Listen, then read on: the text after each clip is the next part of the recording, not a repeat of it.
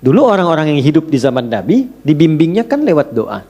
Nah, doa itu yang pertama tadi fungsinya mengoneksikan kita dengan Allah sehingga Allah memberi perhatian. Memberi perhatian lebih. Anda yang sering berkoneksi kan dapat perhatian kan?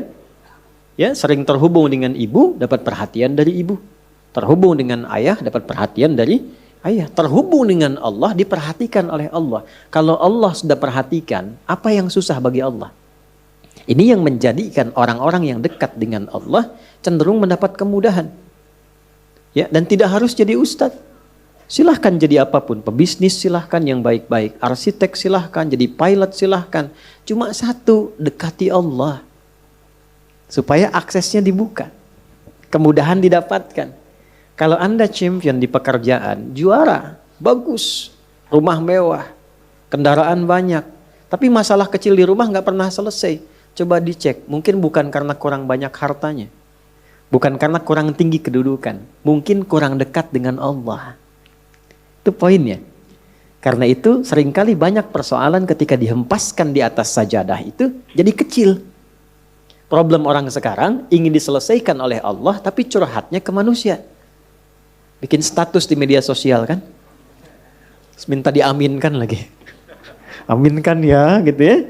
Tapi pengen dijawabnya oleh Allah. Sedangkan Allah sudah memberikan fasilitas dan caranya. Nah, yang paling dahsyat itu ada orang yang persoalannya dimudahkan oleh Allah. Jadi bukan nggak punya masalah. Dia memiliki persoalan bahkan yang kadarnya sama. Tapi diberi kemudahan oleh Allah untuk mengatasinya. Sehingga seakan-akan ringan saja. Seakan-akan ringan, bukan nggak punya masalah. Nah, karena itulah kemudian kenapa saya buka untuk membiasakan ini. Karena ini ada bagian sunnah yang menipis. Ya, ada bagian sunnah yang menipis, yaitu menyertakan doa dalam setiap aktivitas. Kalau mau diteliti secara psikologi juga, itu ada pengaruh doa pada motivasi diri. Orang yang sering berdoa itu meningkat kepercayaan dirinya. Motivasinya menguat. Sehingga dengan meningkatnya motivasi diri itu cenderung mudah mengatasi berbagai persoalan. Ini poin pertama. Yang kedua, ini yang paling penting yang ingin saya tekankan sebelum kita memulai kajian. Bapak Ibu sekalian, di dalam Islam, doa itu bukan sekedar mengoneksikan diri dengan Allah Sang Khalik, tapi juga mengandung pedoman. Sekali lagi, mengandung pedoman dari aktivitas yang akan kita kerjakan. Itulah yang menyebabkan semua doa sesuai dengan konteks. Lafadznya bisa beda-beda. Dan kalau kita teliti, ini pentingnya pemahaman.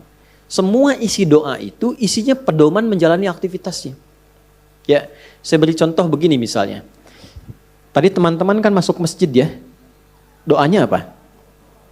Allahumma ftahli abwaba rahmatik. Nanti keluar doanya apa? Allahumma inni as'aluka min fadlik. Coba lihat, kenapa doa masuk dengan keluar beda? Dan kakinya kenapa beda? Masuk kaki, keluar kaki kiri. Ya, doanya lain kan?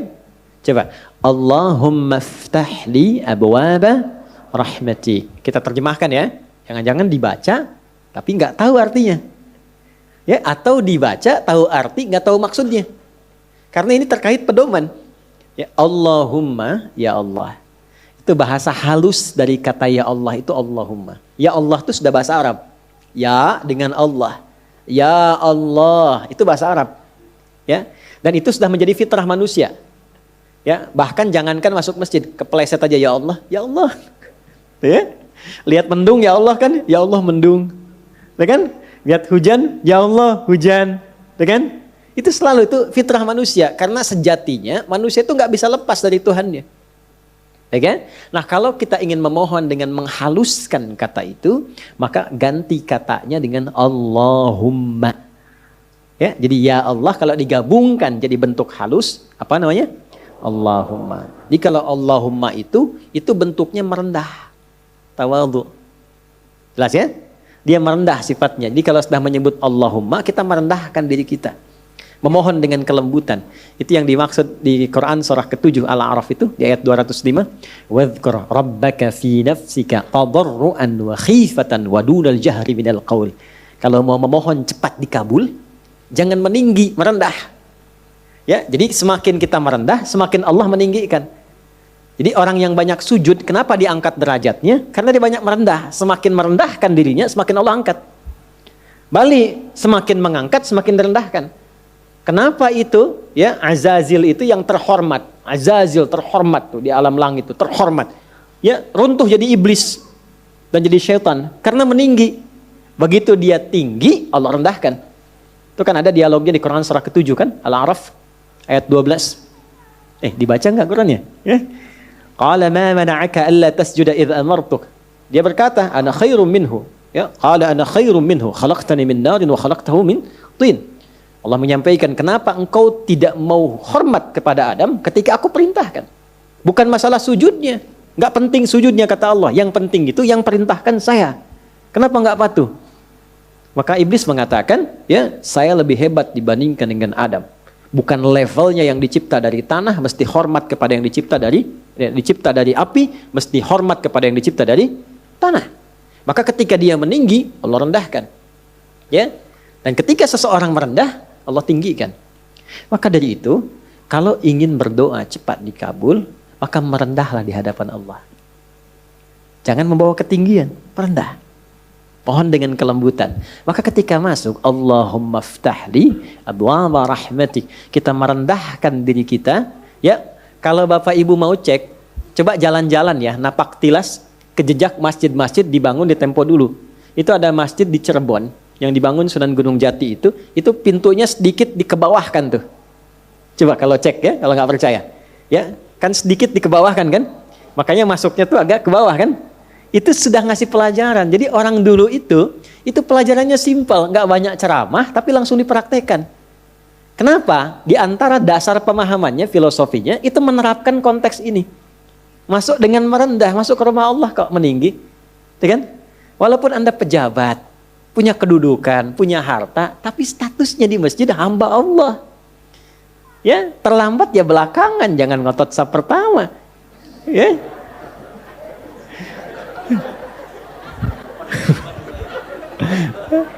Kalau ini udah duluan tadi, udah nyambut nih.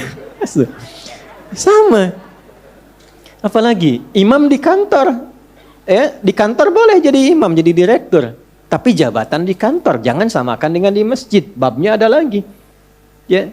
Dulu saya baru datang dari Tripoli itu, masuk pesantren, ada pejabat-pejabat itu yang tinggal pengen jadi imam.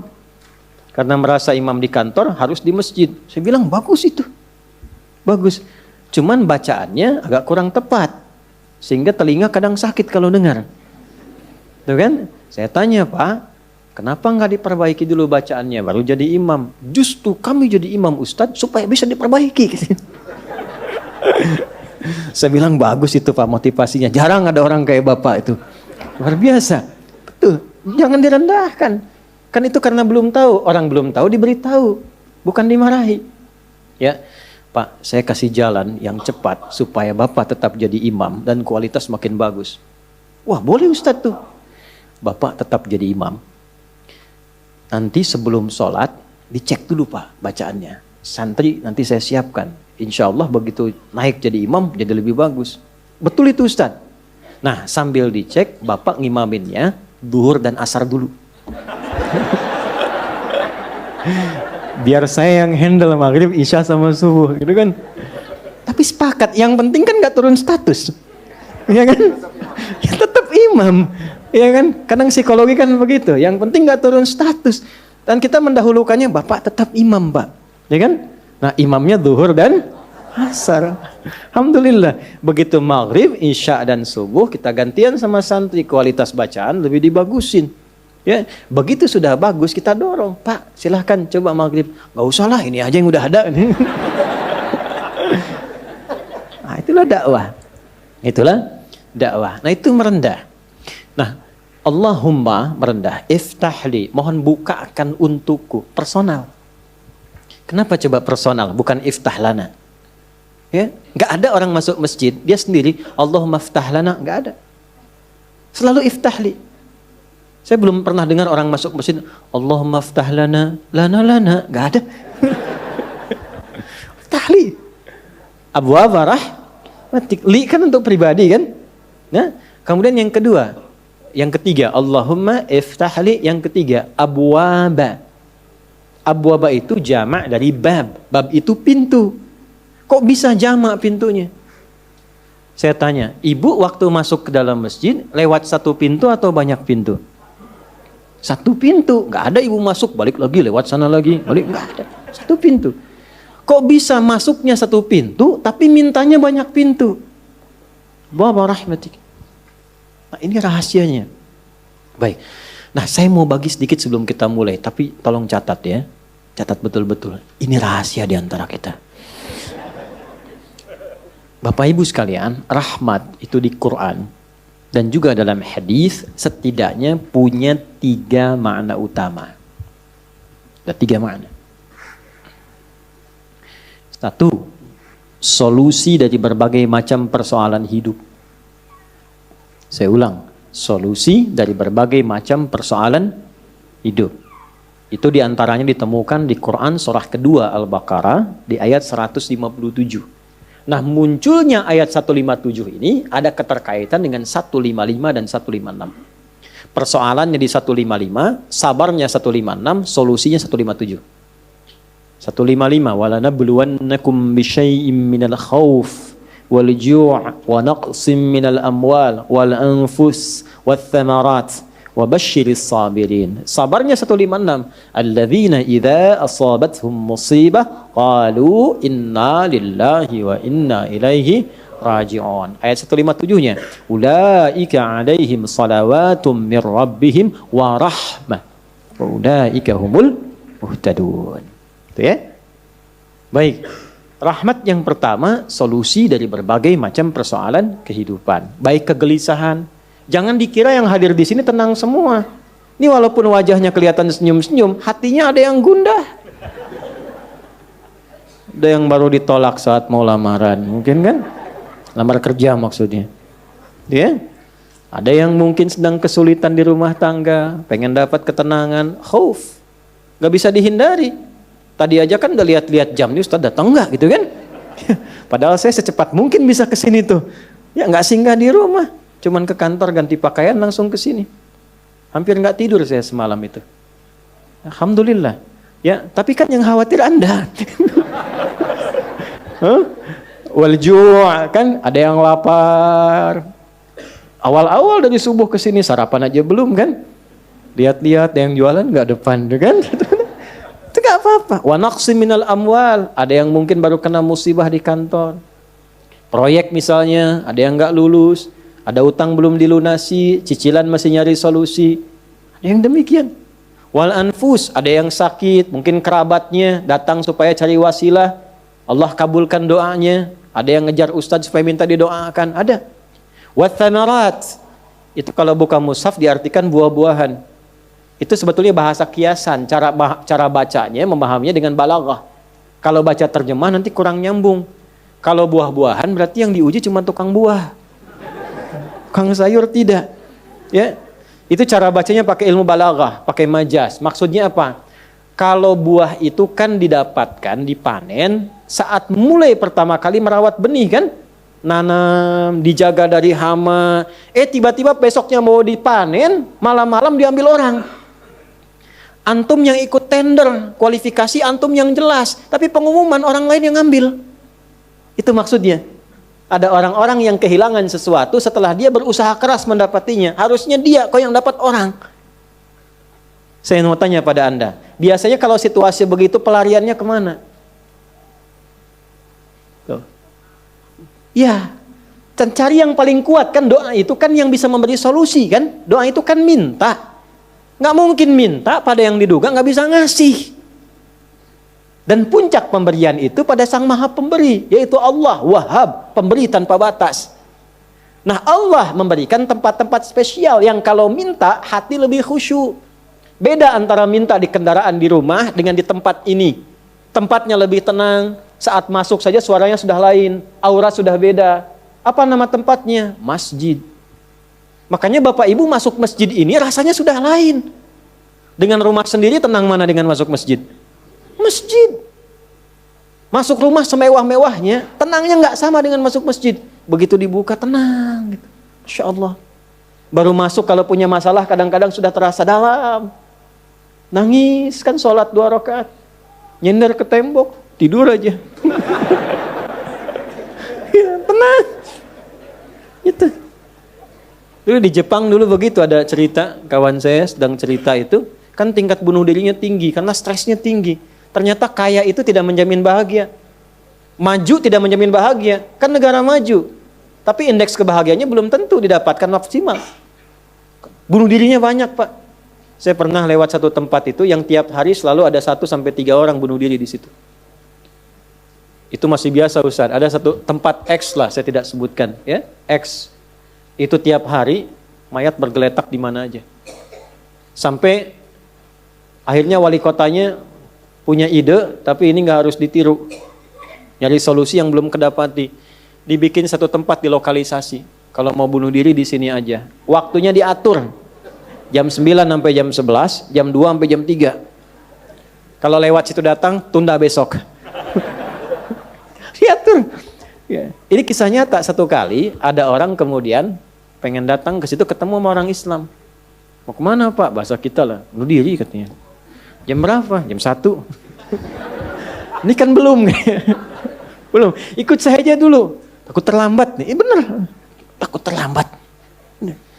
Nanti kalau Anda merasa rugi, saya ganti apapun itu. Akhirnya ikut. Begitu ikut dibawa ke masjid, ya Allah. Dibawa ke masjid. Itu cuman duduk tunggu di luar, sedang ada pengajian. Duduk, begitu masuk, duduk ketiduran. Tidur, selesai pengajian, dilihat lagi sama yang muslim ini. Kok enak banget tidurnya. Ya kan? Tidurnya, mau dibangunin gak enak, sampai lewatlah batas bunuh diri itu. Karena lewat gak enak, dibangunkan, bangun, katanya, wah bangun kan. Begitu bangun, minta maaf lah si muslim, saya minta maaf betul-betul, karena melihat Anda begitu nikmat tidurnya, saya tidak mampu membangunkan Anda. Ini sudah lewat jam bunuh diri, katanya. Tapi menariknya kata orang ini, gak apa-apa, ini tempat apa, katanya, tempat apa? Ini masjid. Kenapa? Saya itu ingin bunuh diri, karena saya sudah berhari-hari gak bisa tidur. Jadi dia menyimpulkan kalau bunuh diri itu udah mati, udah tidur aja. Gitu, saking gak bisa tidurnya. Tapi kok bisa di tempat ini bisa tidur? Dia belum kenal jamaah Andor.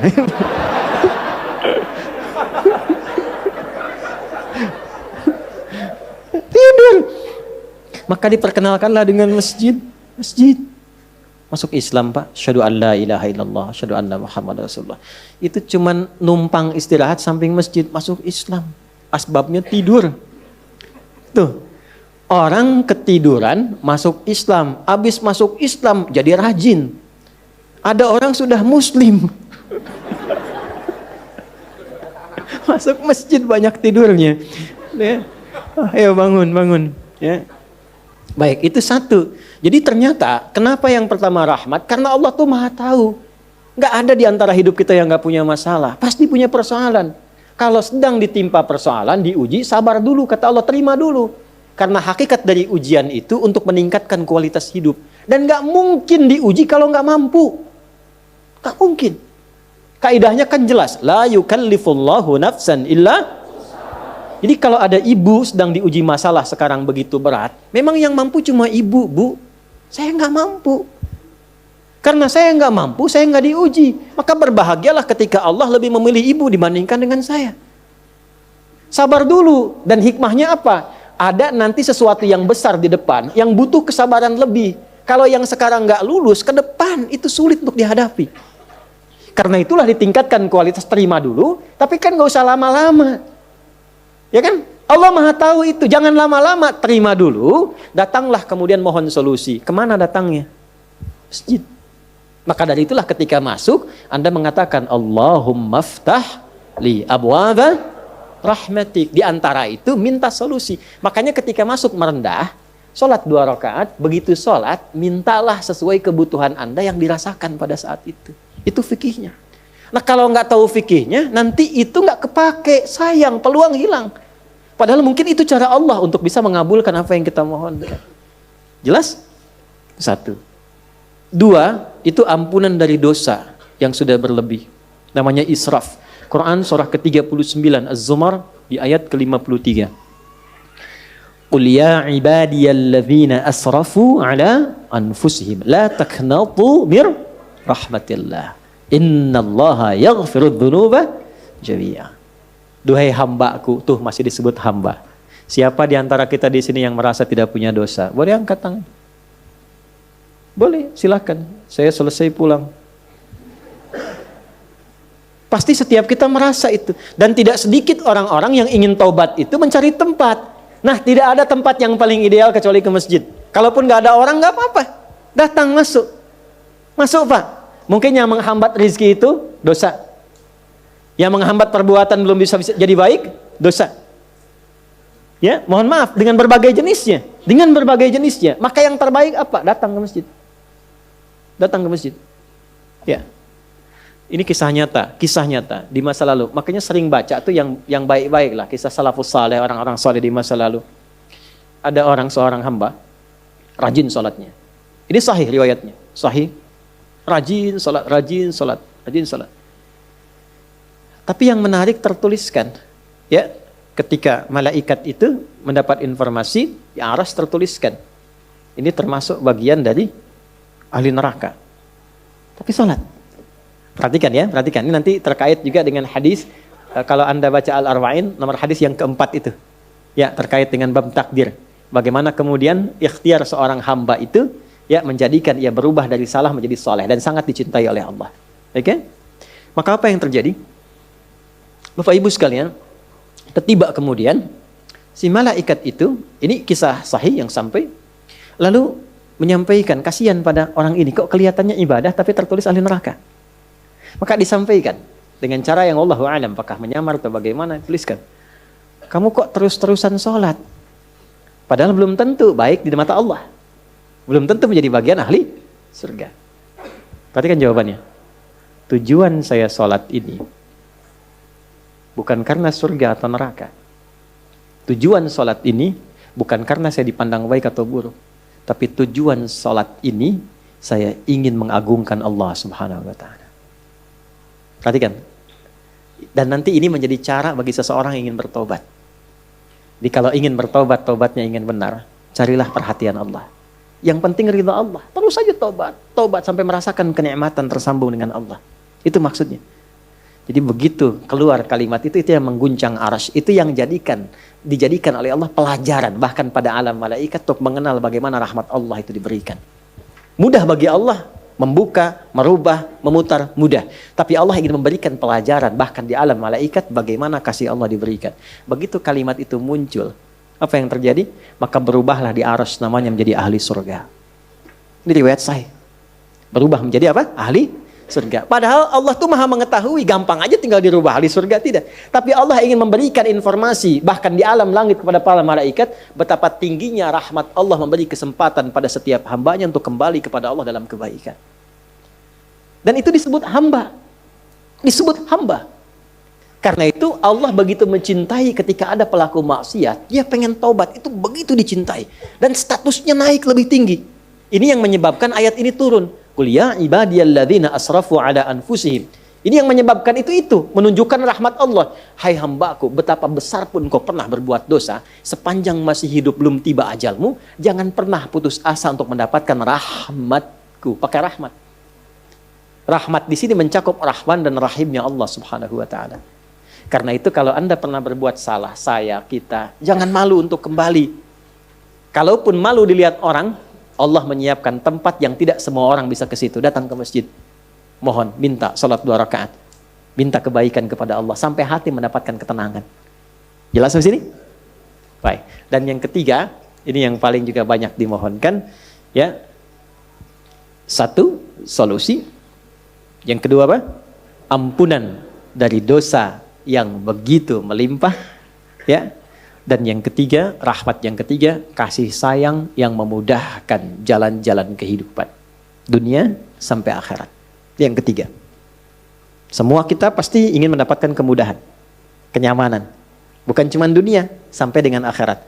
Kasih Allah yang memberikan kemudahan dunia disebut dengan Rahman. Kasih Allah yang memberikan kelapangan akhirat disebut dengan Rahim. Itu kita baca setiap hari. Bismillahirrahmanirrahim. Rahmanir Rahim.